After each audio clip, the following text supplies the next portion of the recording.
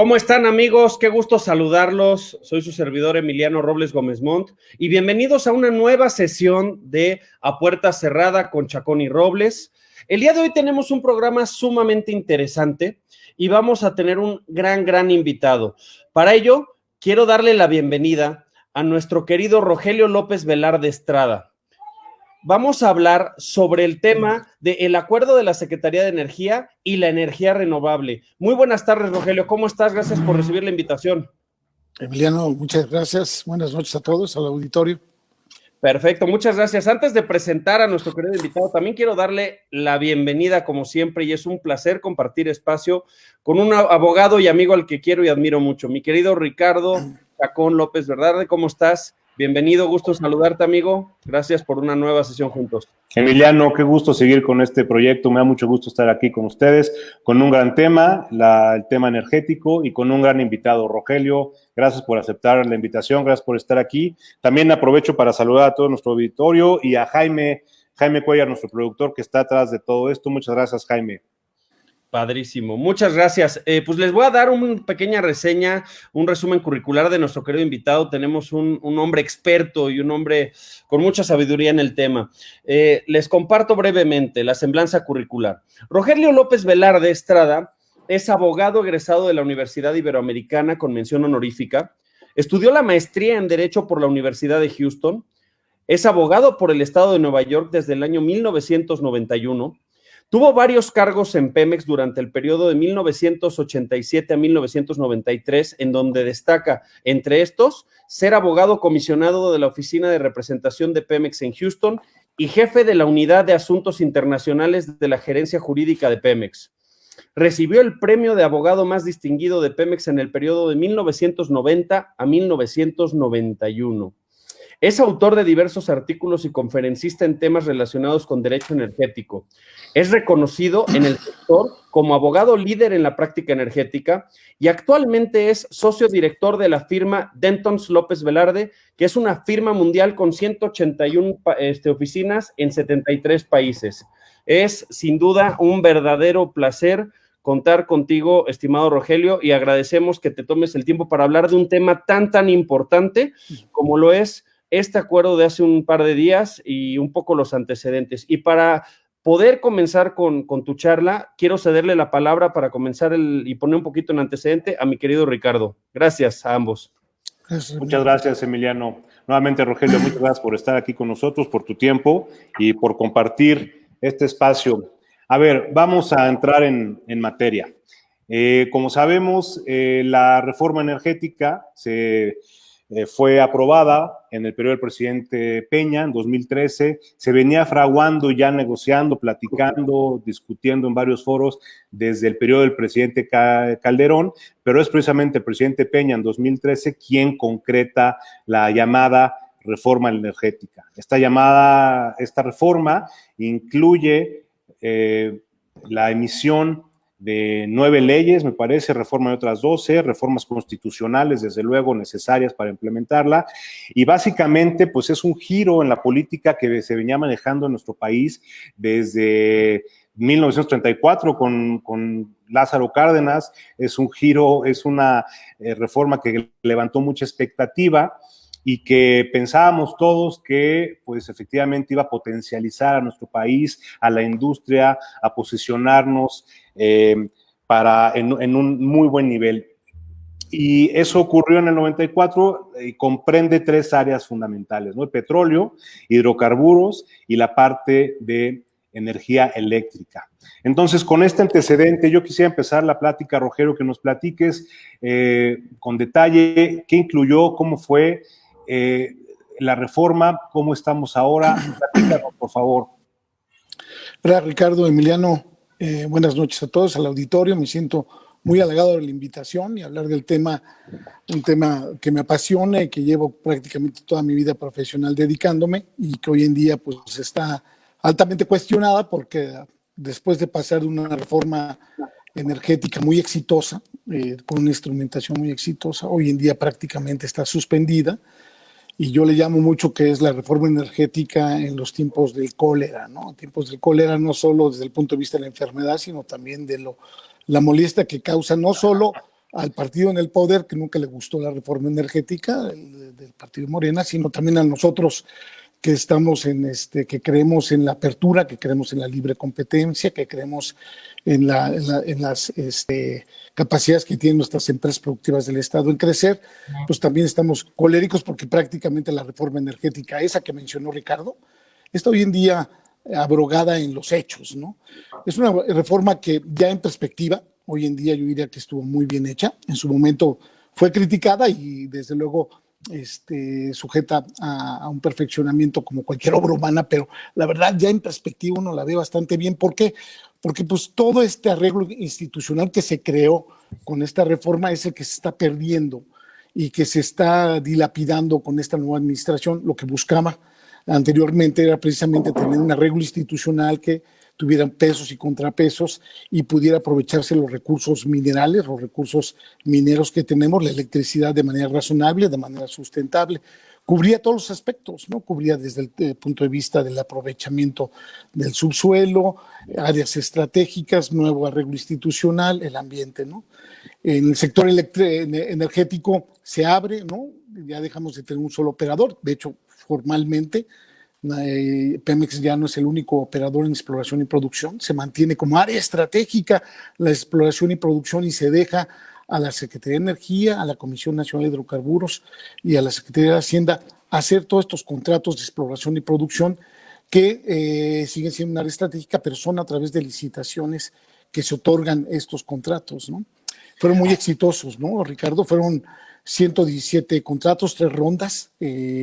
Recordemos que esto fue instrumentado en menos de 3 años, porque la reforma fue en 2013, las leyes federales fue en 2014, los reglamentos 2015, sacar las rondas lo sacaron en 3 años y estamos hablando de 117 contratos con cerca de 10 países, con inversiones millonarias, la mayoría son contratos de exploración, recordemos, pero hubo los suficientes elementos para atraer los mejores operadores del mundo, a pesar de que los precios del petróleo antes y hoy en día estaban por los suelos, ¿no? Entonces, el arreglo institucional, que yo insisto, estaba bastante bien pensado.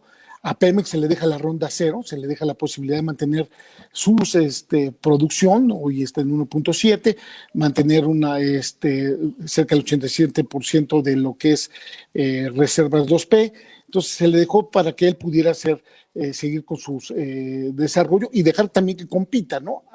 Aunado a eso, había un gobierno corporativo, se introduce, quizá limitado, para que Pemex pudiera licitar también, y Pemex de manera exitosa se quedó con el 20%, de 22% de las licitaciones que de manera abierta, de manera transparente hizo la Comisión Nacional de Hidrocarburos ante la vigilancia y el trabajo concurrente que hacía la Secretaría de Hacienda, el Fondo Mexicano del Petróleo y la Secretaría de Energía, ¿no?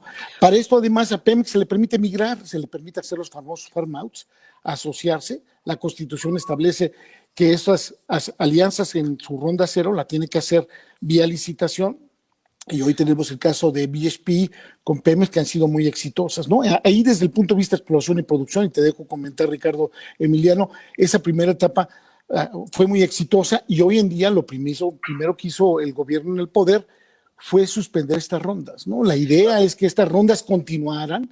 Hay una prospectiva de hidrocarburos que cada 5 años y cada año se va actualizando, donde los tiradores están viendo por dónde pueden haber yacimientos y nuevas licitaciones, hacer economías de escala y poder competir. Desafortunadamente y de manera inexplicable, de manera totalmente inexplicable, este gobierno decide no hacer más rondas, suspende la prospectiva de nuevas licitaciones, que es básica para saber dónde vienen las más rondas, pero todavía más, prohíbe que Pemex pueda seguir aliándose, inhibe la posibilidad de que pueda hacer alianzas estratégicas, donde Pemex pueda aliarse con la empresa que quiera. En algún caso tiene que ser vía licitación, pero vía los consorcios, en licitaciones abiertas lo puede hacer directamente. Ahí de manera inexplicablemente, en estos proyectos que es necesario el apoyo económico, tecnológico de aliados, estos proyectos difícilmente lo hace una sola empresa. Aquí inexplicablemente la nueva administración decide suspender las rondas que estaba haciendo exitosamente el gobierno a través de la CNH. Perdón, Ricardo, Emiliano. No, gracias, Rogelio. A ver, algunas preguntas, comentarios. Las rondas que estás comentando son para yacimientos, para las licitaciones. ¿Cómo se estructuraron? ¿Cómo fueron? Llegamos hasta la 3, estaba por ahí en la 4, ¿no? Platícanos un poquito de las rondas para que nuestro auditorio se comprenda de mejor manera qué son, para qué sirven, qué se asigna, qué se licita. Cuéntanos de las rondas, por favor. Aquí lo primero, se rompe el paradigma de que Pemex es el único operador y que es el contratante, ¿no? El contratante es el Estado, el gobierno federal, y el contratista es aquel que gane un concurso, una licitación hecha por el gobierno federal.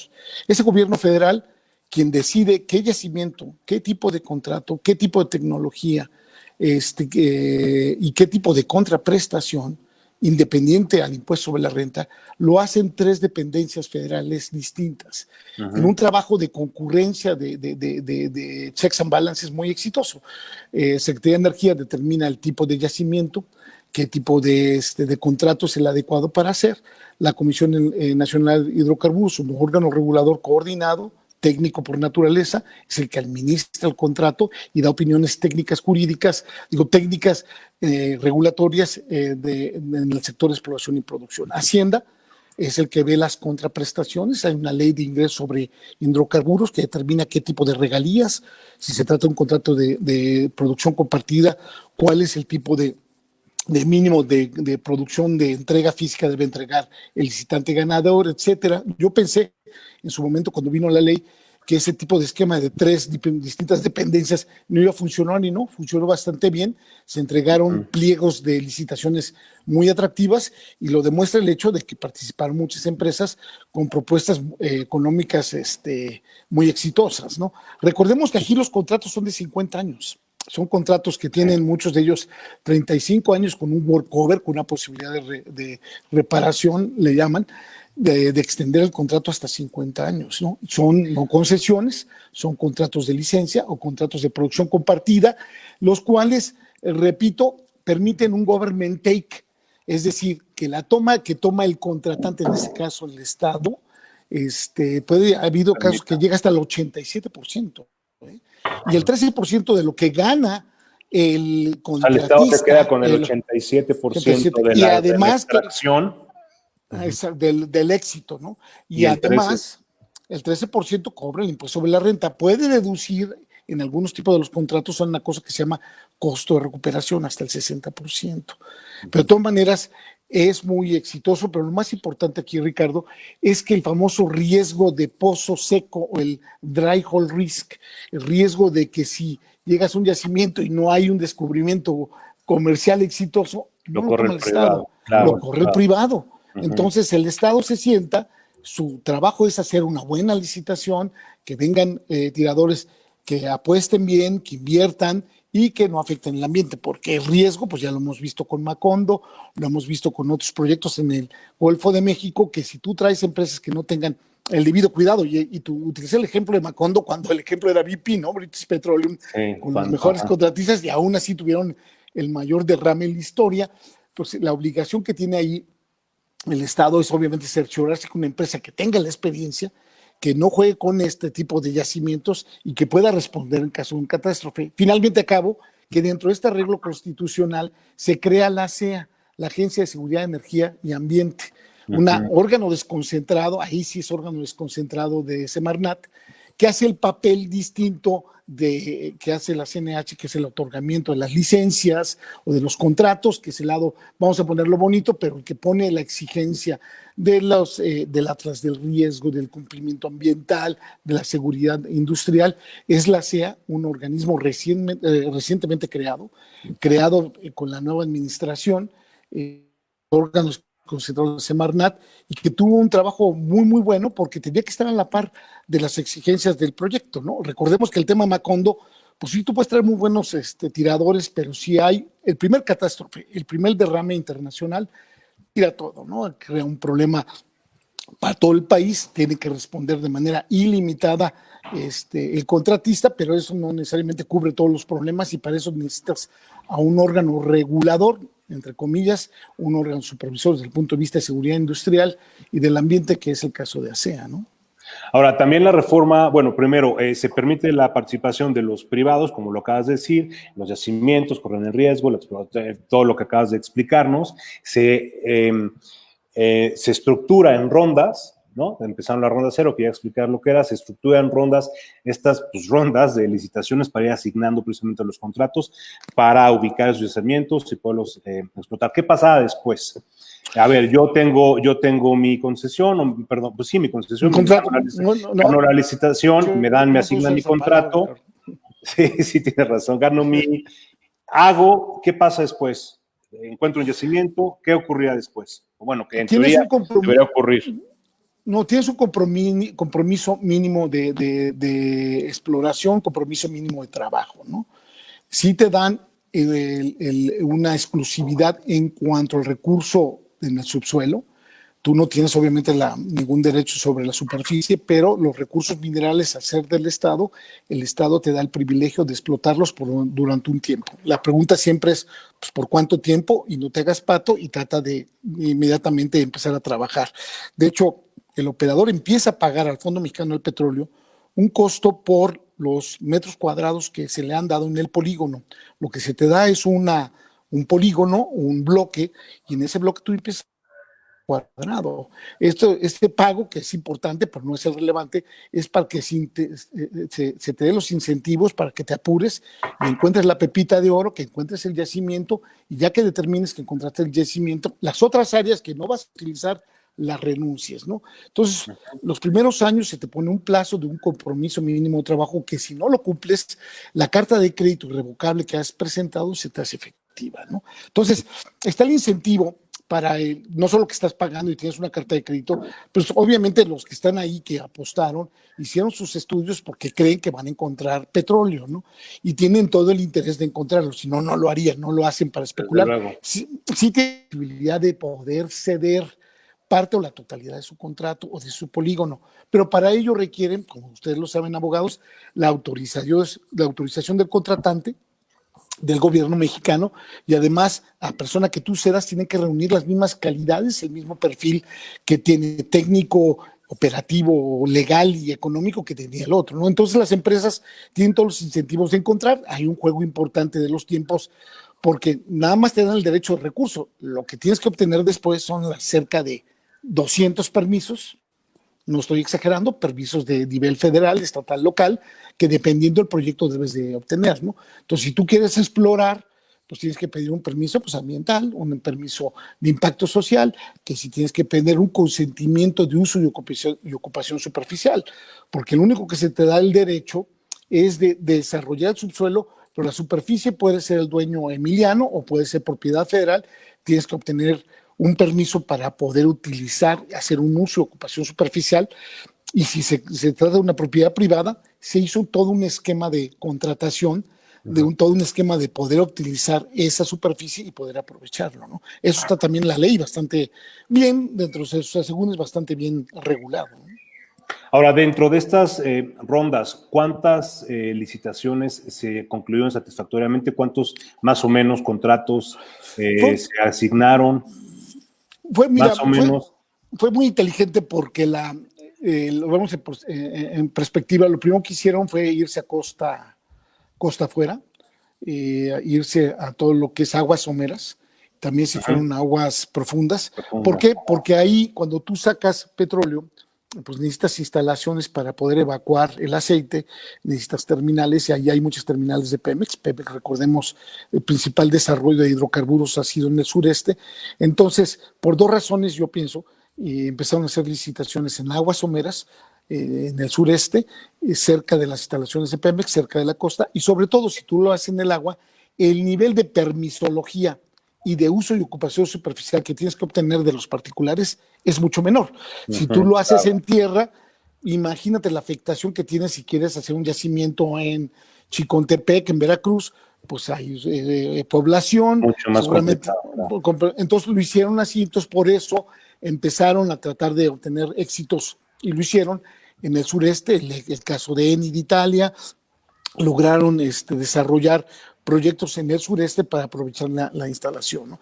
Ya una vez se han otorgado 117 contratos, no todos los bloques se otorgaron por X o por Y razón.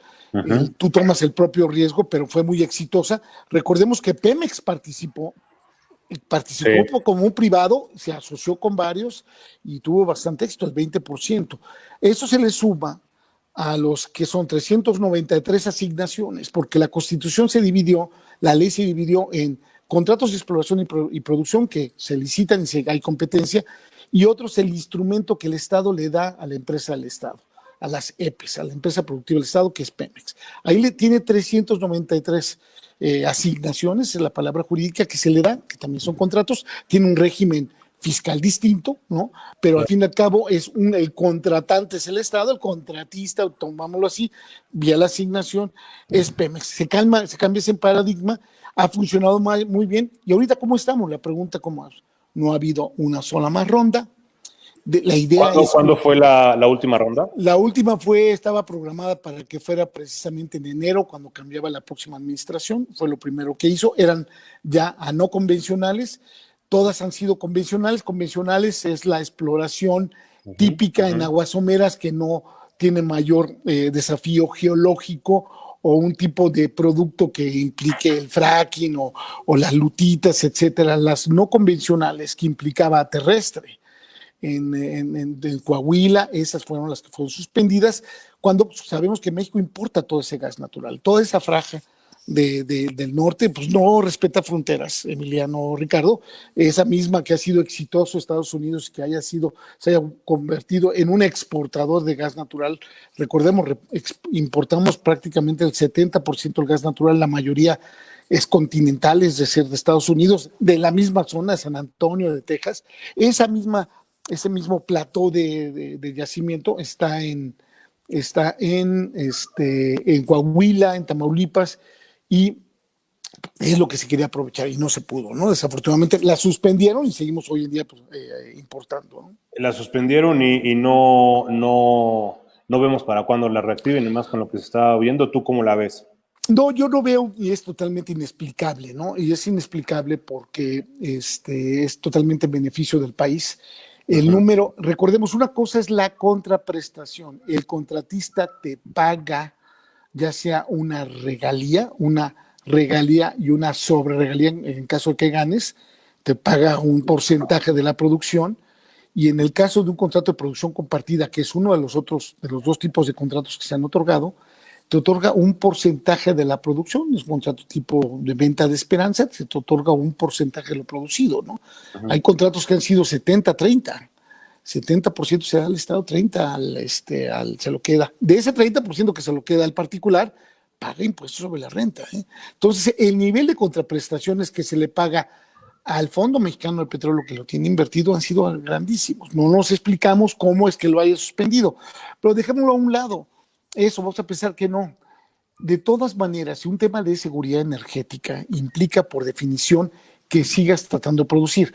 Estamos hablando obviamente de otros tiempos, por la caída, por lo del COVID, sabemos todo lo que pasó, ha hecho que todo el mundo esté pensando modificar su plataforma de producción por el simple hecho de que los precios están muy castigados, la demanda está por los suelos, inclusive los precios van a seguir bajos pues, este año y posiblemente el segundo año, porque la demanda, estas famosas emergencias sanitarias, está prohibiendo que haya crecimiento industrial y que baje la demanda, ¿no? Entonces, en ese sentido, pues se estima que la gente va a bajar mucho, las petroleras, su plataforma de producción vaya a bajar, pero de todas maneras, estos proyectos son a largo plazo, Ricardo, son a 50 años. Claro. O sea, desde luego las empresas, esto es una convocatoria, no están pensando para hoy y mañana, es parte de su programa, están pensando a largo plazo y no tienen miedo y están acostumbrados a estos temas, ¿no? Correcto. Claro. Oye, Rogelio, y es muy interesante lo que dices. Ahora, la reforma señala a Pemex y a la CFE como empresas productivas.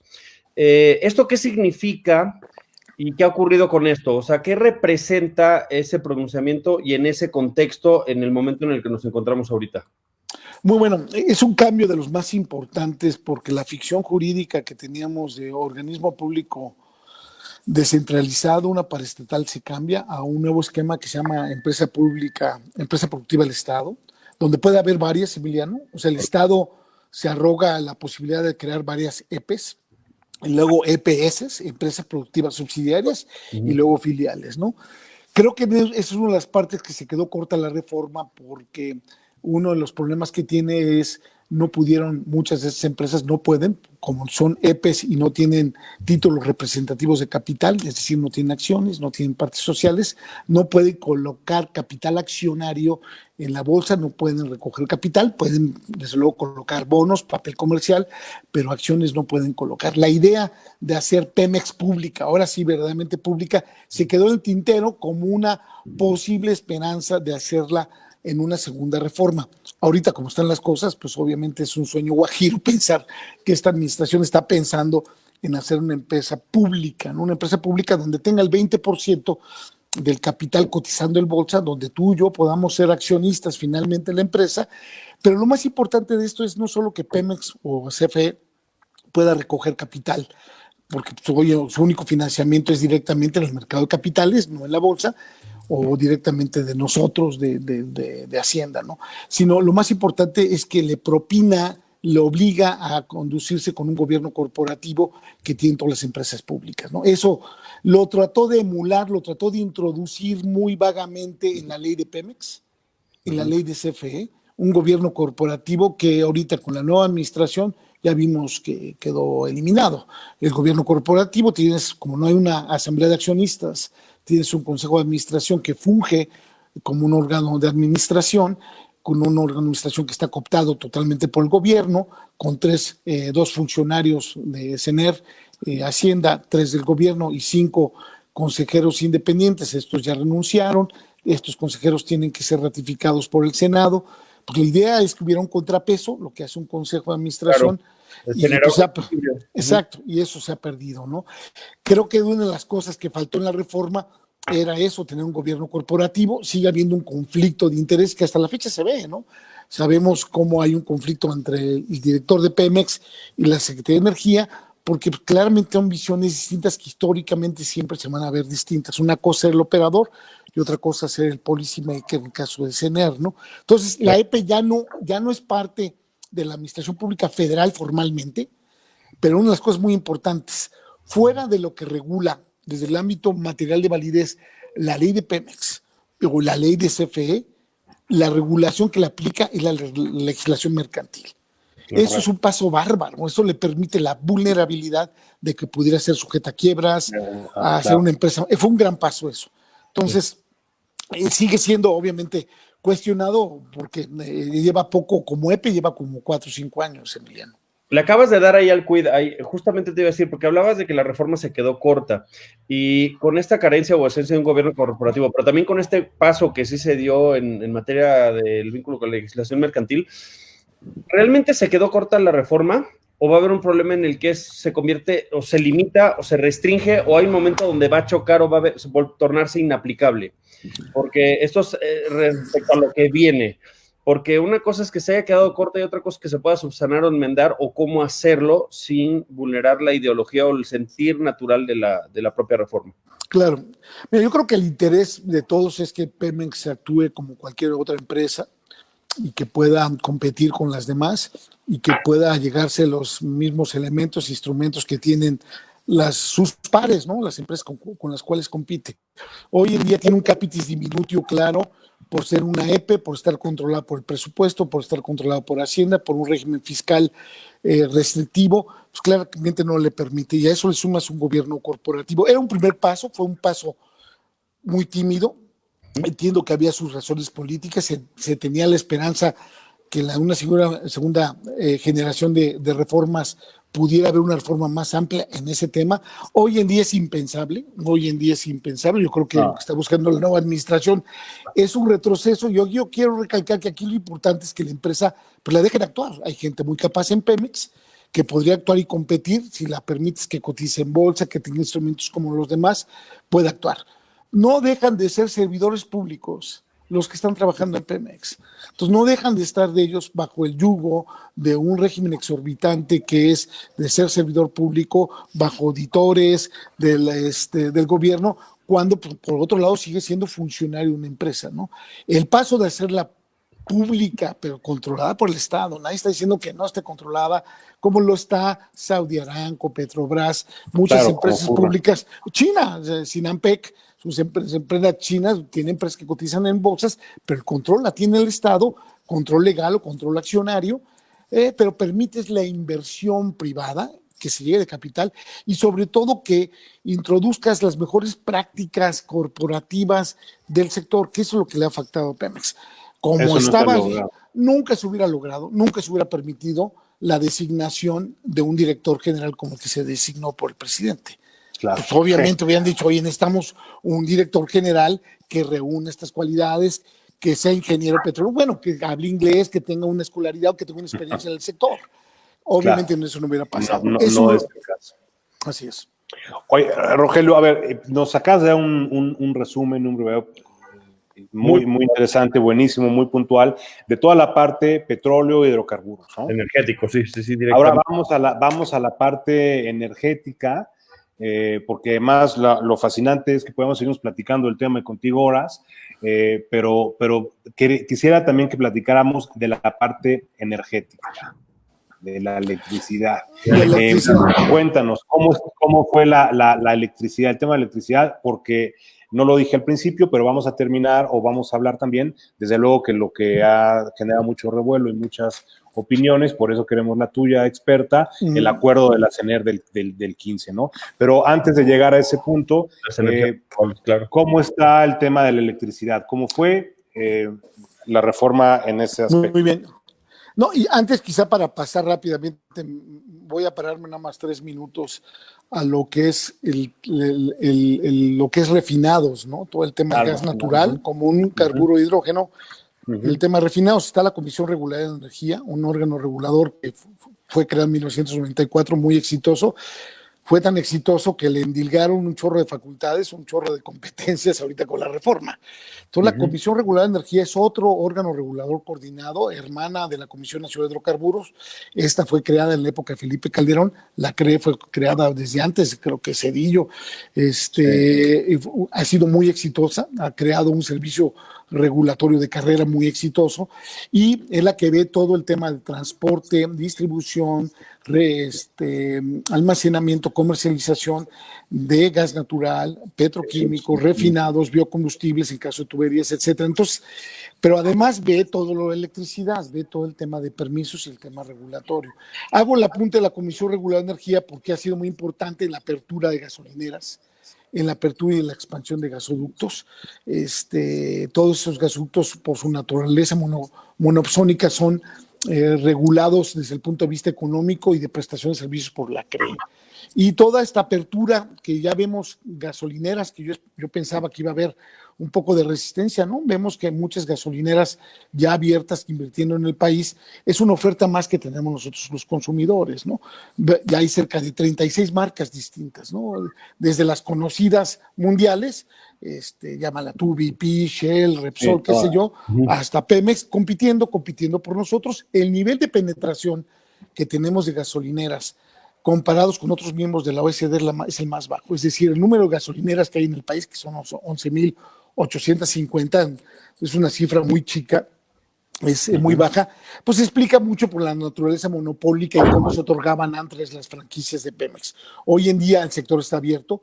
Una de las grandes aciertos que tuvo la reforma es que la reforma, antes que nada, fue una reforma jurídica, Emiliano, Ricardo, fue una reforma jurídica, pero del monopolio no se desbarata jurídicamente si no hay reglas asimétricas.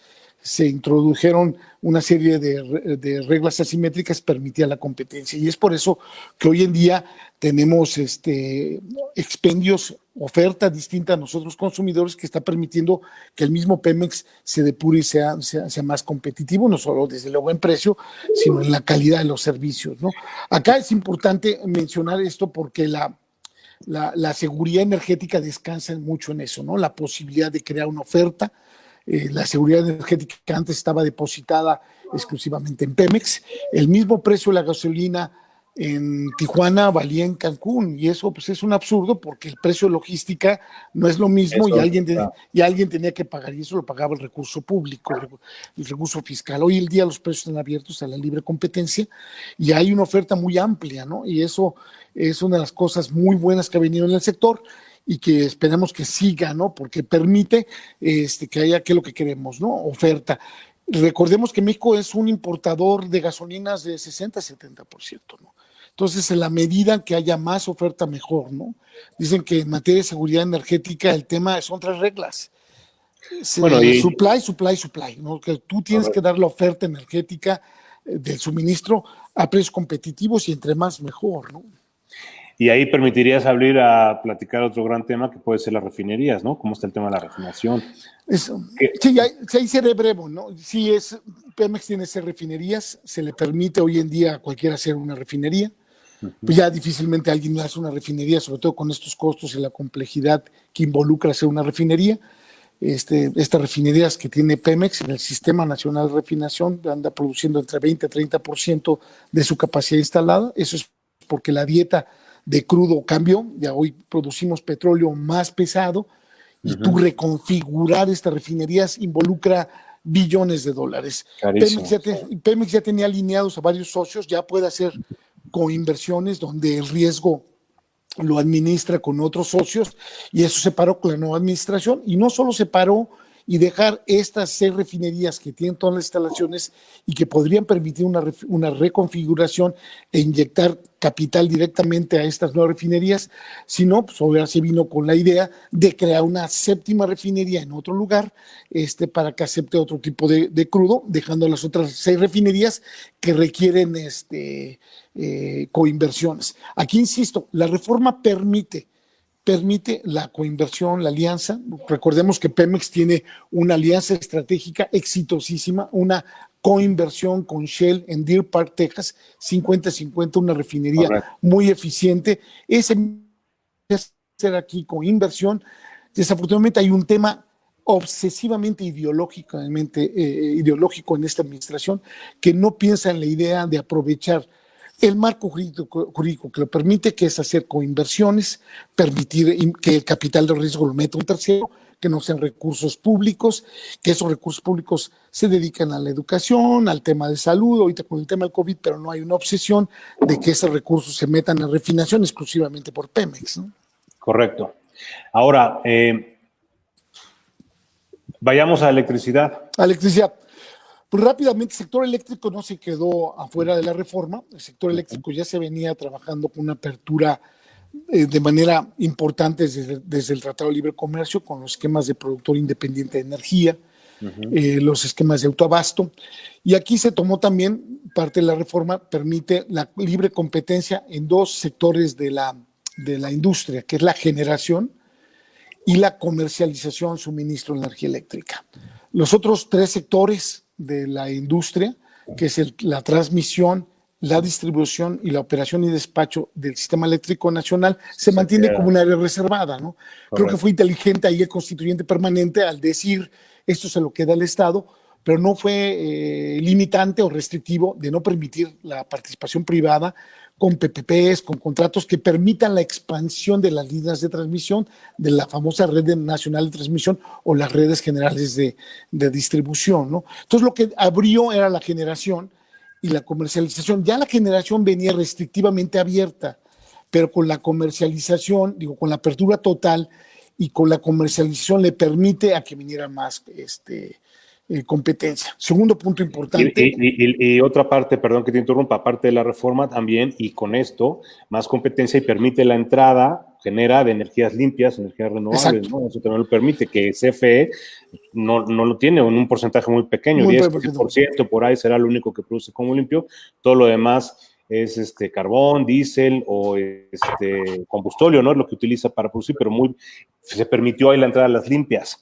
Exacto, yo creo que es el punto importante de los grandes éxitos o lo valeroso que tuvo esta reforma es de tratar de descarbonizar el sector eléctrico, ¿no? Eso no es lo mismo hacer una apertura y al mismo tiempo tratar de descarbonizar un sector donde la energía en México, el 90% viene de combustibles fósiles.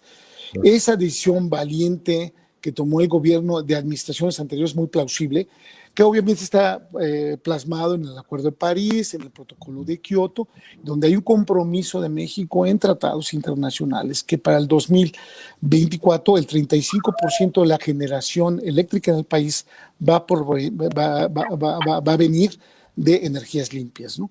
Entonces es 35% para 2024. Hoy en día, pues con este acuerdo, pues se ve no remoto. Ya de por sí estaba complicado, ¿no? Sí, era difícil, ¿no? Era difícil. Pero es un compromiso, para eso hizo la Ley de Transición Energética y para eso hizo dos instrumentos muy importantes. Son varios instrumentos. Uno son los certificados de energías limpias, que son los instrumentos. ¿no? Los CEL, es el celular que le preguntaron. No, el celular que le dijeron en el Senado. Sí, al posible amigo que quería ser comisionado. No. ¿Qué es el CEL? Y sacó su celular, ¿no? ¿Qué nivel? Perdón, pero no podía aguantar. Mira, pero los certificados son títulos que otorga la Comisión Reguladora de Energía por cada megawatt de energía limpia que generen, válgame la redundancia, los generadores que hagan tecnologías limpias, ¿no? Correcto. Entonces, ese certificado lo vende a quienes, a los sujetos obligados, que son las entidades responsables de carga, que quién puede ser, por las empresas que tienen grandes clientes, grandes cargas, que son los usuarios calificados, los suministradores básicos, en este caso CFE, te trasladan el costo, desde luego, y solo tienen que comprar en certificados un porcentaje que determine la Secretaría de Energía respecto a tu consumo del año anterior. Empezó con 5.5, entonces si tenías tú 100 megawatts de consumo, 5.5 tenías que comprar de CELS. Entonces tú se los comprabas a ese generador que vendía la energía eléctrica a un tercero, pero además tenía un ingreso adicional por vender los CELS que se vendían en un mercado eléctrico mayorista o de manera bilateral, ¿no? Eso es uno de los instrumentos que se hizo para apoyar las energías limpias, pero un instrumento adicional para llegar a la transición energética, pues que nos conviene, vaya, porque se nos olvida mencionar que México es el tercer o cuarto país en reservas en geotermia. Es un país que tiene una radiación solar por todos lados conocidas. Tenemos la ventosa, la rumorosa, la bella airosa, por todos lados el inventario de energías renovables. Ya no sería tecnologías limpias, que son cosas distintas. Tecnología limpia puede incluir la nuclear, puede incluir inclusive la cogeneración eficiente, pero energías renovables, México es, una vez más, rico en esos recursos y hay que aprovecharlos y transitar, porque somos la generación de gases efecto invernadero, que da una serie de externalidades muy costosas, el costo cada vez es muy claro y pues, la transición es natural. Pero repito, se me olvidó mencionar otro instrumento para apoyar las energías limpias, para obligarlo, vamos a ponerlo así, eran las famosas subastas. Parecidas a las rondas, ahora el gobierno con el SENACE, con el Centro Nacional de Control de Energía, organiza estas subastas, donde los grandes compradores, las entidades responsables de carga, estos CFE, suministro básico, y otros usuarios calificados se juntan para crear sus necesidades a largo plazo, a corto plazo, y cada año salen al mercado a decir yo voy a necesitar tanta energía. Recordemos que la energía pues no es cuestión de que tú llegas y la pones, ¿no? Una planta eléctrica, una termoeléctrica, tarda 36 meses, según las proyecciones del mismo Comisión Federal de Electricidad, en construirse, ya teniendo el sitio, ya teniendo el gas, ya teniendo el agua y ya teniendo el estudio de impacto ambiental. ¿Y cuánto te 36 falta para meses. Sí. Exacto, 36 meses. Entonces, estos proyectos tienes tú que, válgame la redundancia, proyectarlos a largo plazo y por eso, por ley se les obliga. Ya lo venía haciendo de manera cuidadosa CFE, desde luego. Se le obliga a CFE a salir de compras para programar sus compras a largo plazo con condiciones suspensivas, con las cláusulas de fuerza mayor típicas, pero programar que llegue esa energía en el 2028, pensando que vas a necesitar y que vas a crecer. Recordemos que la electricidad siempre crece más que la economía, porque la gente pues, siempre requiere más conexiones, siempre hay necesidades de electricidad más que el crecimiento económico, ¿no? O crecimiento poblacional. Correcto. Entonces, esas inexplicablemente también las suspendió. Esta nueva administración Y tú dirías, bueno, es que los precios o los contratos estaban mal hechos, ¿no? Los contratos han sido bancables, han sido financiados por la comunidad internacional. Los precios, los más competitivos, ya no lo quitaron, creo, Brasil o Qatar, pero los precios de energías limpias, recordemos, estamos hablando de eólica y fotovoltaica, y certificados fueron en su momento los más bajos. Hoy ya lo ganaron otro país porque la tecnología, el nivel de competencia permite ese incentivo de que bajen los precios, ¿no? Correcto. Inexplicablemente no entendemos por qué pasó esto, ¿no? Y se suspendieron. Llevamos ya los 2 años que hayan suspendido estas famosas subastas, que son inversiones de privados, que puede invertir CFE. Se me olvidó decir, una de las cosas también muy valientes de la reforma es que CFE, como un organismo público descentralizado que se vuelve EPE, como decía Emiliano, era un organismo, un monopolio verticalmente integrado. O sea, la misma empresa que servía una vez más a Tijuana o a Cozumel, era la misma empresa, pero la misma empresa que hacía generación, comercialización, suministro, transformación, transmisión y distribución. La lógica es segmentar los sectores y dividirla horizontal y verticalmente. Aquí la ley obliga a que CFE se divida, así como las Baby Bets en su historia, en su momento en Estados Unidos. CFE fue dividido en 16 empresas. Tiene una empresa que se dedica a generación, son 6 empresas de generación. Las 165 plantas eléctricas se dividieron entre las 6 empresas para que compitan entre ellas.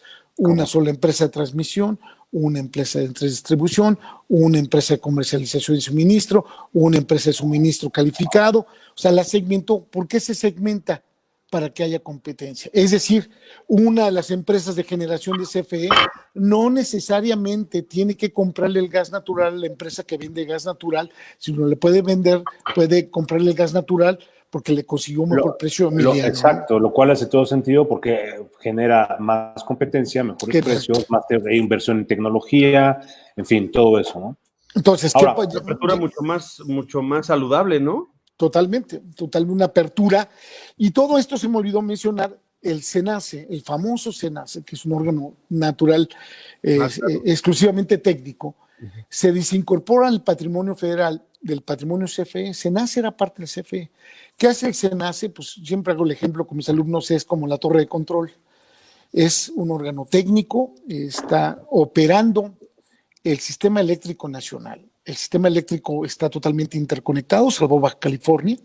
Entonces alguien lo tiene que operar y alguien tiene que despachar, es decir, permitir la inyección de plantas eléctricas. El operar el sistema eléctrico es un trabajo titánico, es un trabajo técnico, totalmente apolítico, y que involucra no solo el despacho confiable del suministro eléctrico, también el despacho económico. Es decir, se permite el despacho, la entrada de plantas eléctricas, pues bajo un criterio de eficiencia, es decir, las primeras plantas que se despachan, que se inyectan, son las más baratas, las que tienen un costo marginal más bajo. ¿Y cuáles son las que tienen el costo marginal más bajo? Pues aquellos que no tienen que pagar carbón o gas o petróleo, que son las que no pagan ni luz, que no pagan el viento, y no pagan ni el sol. Exacto. Entonces, las más baratas para salir siempre son la fotovoltaica y la solar. En baja demanda con el COVID, eso implica que las plantas de CFE no salen, no se despachan. Y eso fue lo que ya estás llegándole al punto y nos quedan unos minutitos 10 al final, para el final del programa, ya le estás llegando al tema del acuerdo. Así es.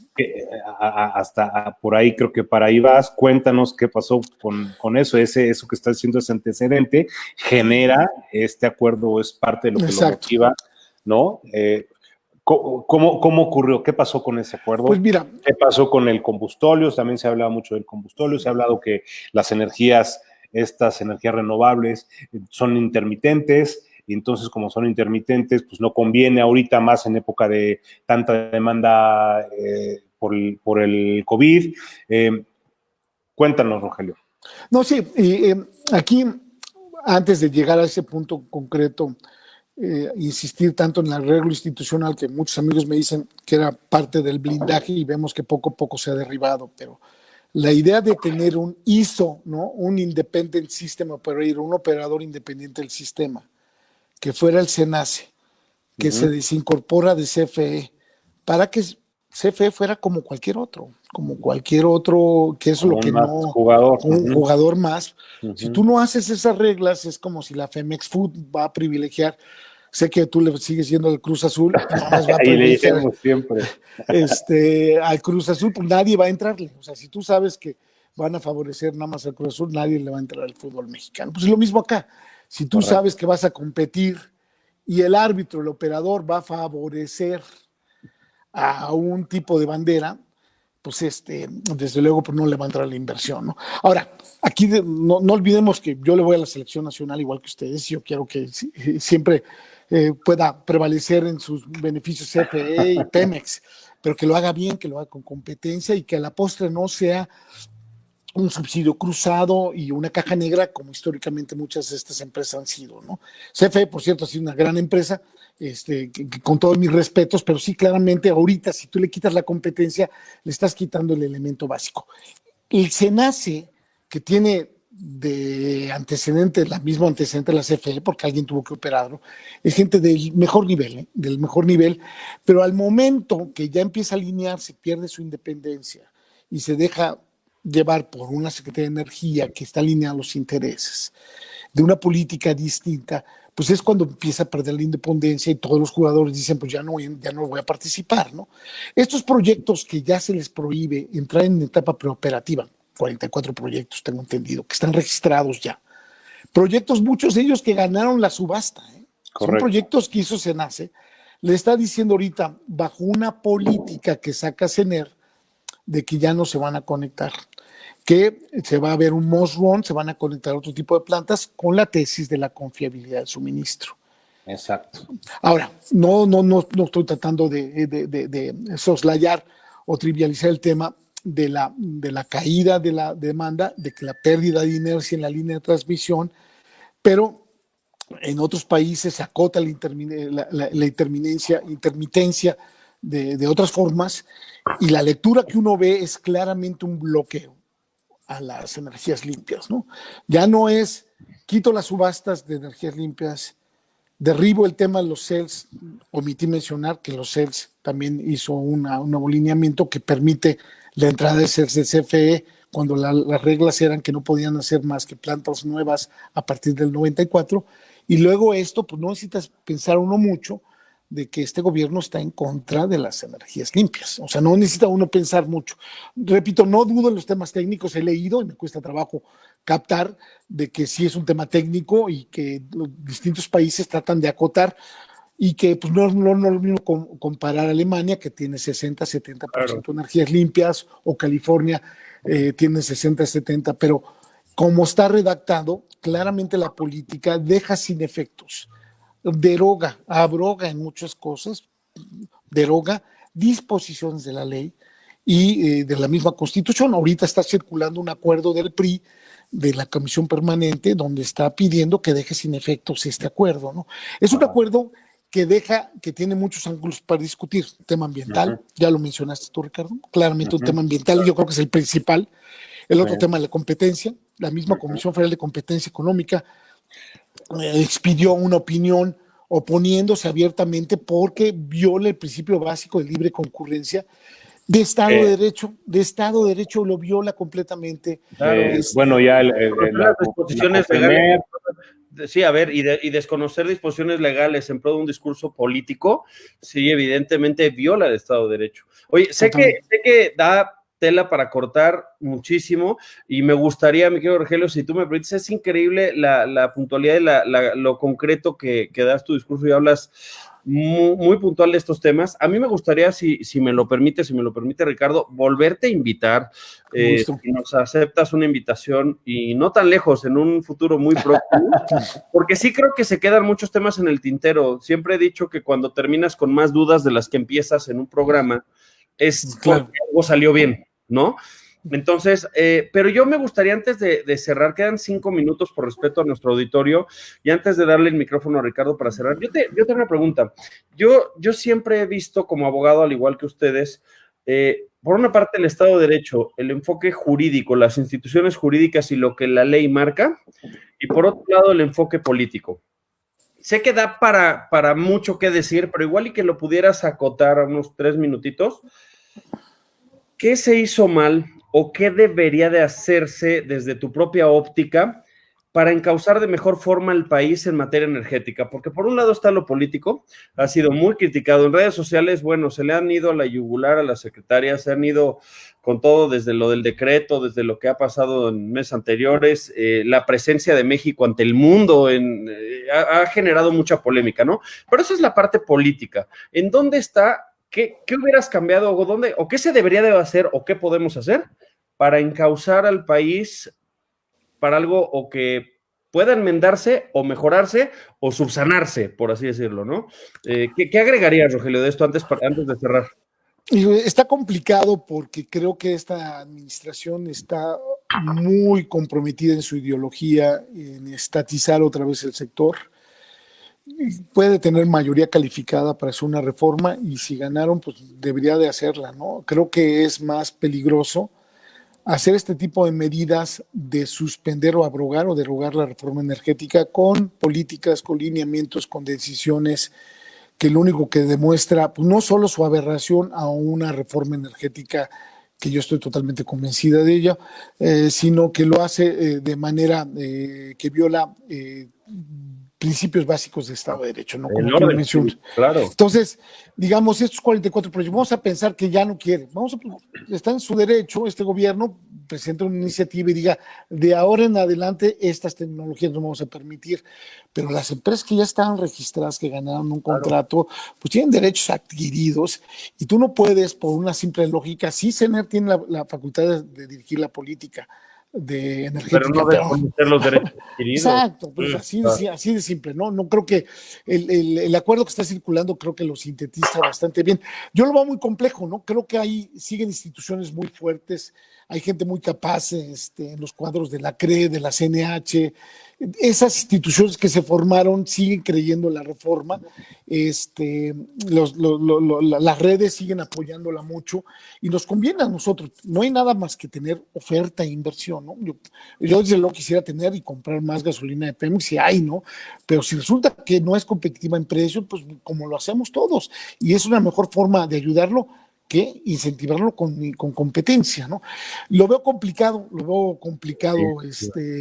toda esta administración, porque sí veo empecinados en echar abajo la reforma, cuando pues mejor echenla abajo vía una iniciativa legal, respetando los derechos adquiridos de la gente que tiene y mandando un mensaje distinto. La narrativa que están manejando ahorita creo que es peor, ¿no? Tratando de justificar todo el tema de los cambios legales que están haciendo en la administración, ¿no? Y sobre todo genera un tema, perdón, ya para dejarle a Ricardo, sobre todo genera un tema de incertidumbre, porque yo siempre he dicho que ahorita eso rompe con un esquema de seguridad para el sector privado, para el sector público, para las dependencias, para el Estado de Derecho. O sea, parecería que hay un choque entre lo político y lo jurídico cuando van de la mano, ¿no? Pero, sí, perdón, me quiero... Y qué padre, me gustaría, en verdad, que nos aceptes un invitado. Mi querido Ricardo, pues estamos a escaso un minuto de cerrar, gracias, y qué increíble, la verdad, ojalá pudiera durar 2 horas este programa. Gracias mucho, Emiliano. Oye, bueno, antes, rapidísimo, Rogelio, antes de despedir, una última conclusión general o que quisieras decir, de acuerdo que para cerrar tu participación y ya luego me despido de ti. Un comentario del público que están poniendo ahorita al final bien importante, también valdría la pena que lo escuchen. Sí, yo creo que, mira, como siempre, como abogados, el Poder Judicial va a ser importantísimo, ¿no? El Poder, ya vimos que ya un juez regulatorio, de esos jueces que la reforma se creó en materia de telecomunicaciones y energía, de la PESA, ya otorgó una suspensión temporal. El Poder Judicial va a ser importantísimo una vez más, ¿no? Puede tomar una posición convencida de ello el Ejecutivo, uno tiene derechos y uno los impugna y los hace valer ante los tribunales. Como nunca, el Poder Judicial va a jugar un papel importantísimo en esto, ¿no? Están los arbitrajes internacionales, porque esto sí claramente es una expropiación indirecta que le da derecho a muchos inversionistas reclamar una compensación económica, porque pues esto implica que de facto te están privando de tu inversión al hacer esta serie de medidas que no tienen una justificación técnica ni legal, y lo que van a buscar muchos inversionistas, ya lo están revisando, es demandar a nivel internacional con estos paneles arbitrales al gobierno mexicano, ¿no? Correcto. El tema es que no lo paga el gobierno mexicano, lo pagamos nosotros, ¿no? Además, esperamos que el Poder Judicial esté a la altura y efectivamente pueda mantener esa independencia y ese apego al Estado de Derecho, a las leyes, a la legalidad. Tenemos varios comentarios, pero por respeto al tiempo, nuevamente al auditorio, te los voy a hacer llegar. Luego los podemos ahí, están saliendo algunos. Yo te quiero agradecer, Rogelio, tu participación. Yo me sumo a la petición de Emiliano, que aceptes una nueva invitación pronto para seguir hablando. Estos temas dan para mucho y es imposible hablar de ellos en una hora, pero nos has ilustrado muy, muy bien y faltó un poco más de, bueno, hay otros temas más que podemos seguir discutiendo. Claro. Faltó tiempo, pero tenemos que despedirnos. Yo te agradezco mucho tu participación. Muchas gracias, Emiliano. Es un placer compartir contigo nuevamente este espacio. Gracias a Jaime Cuellar, nuestro productor, que está atrás y se encarga de todo este trabajo. Muchas gracias a todos nuestros amigos, nuestro auditorio. Recuerden que este programa se repite, lo puedan ver en YouTube, en nuestros canales que tenemos en línea para eso. Y nos vemos el siguiente miércoles, la siguiente emisión en A Puerta Cerrada. Emiliano, Rogelio, gracias. Un abrazo. Gracias, Rogelio. Un gusto saludar. Gracias, Emiliano. Gracias a todos. Un abrazo. Richard. Hasta luego. Gracias.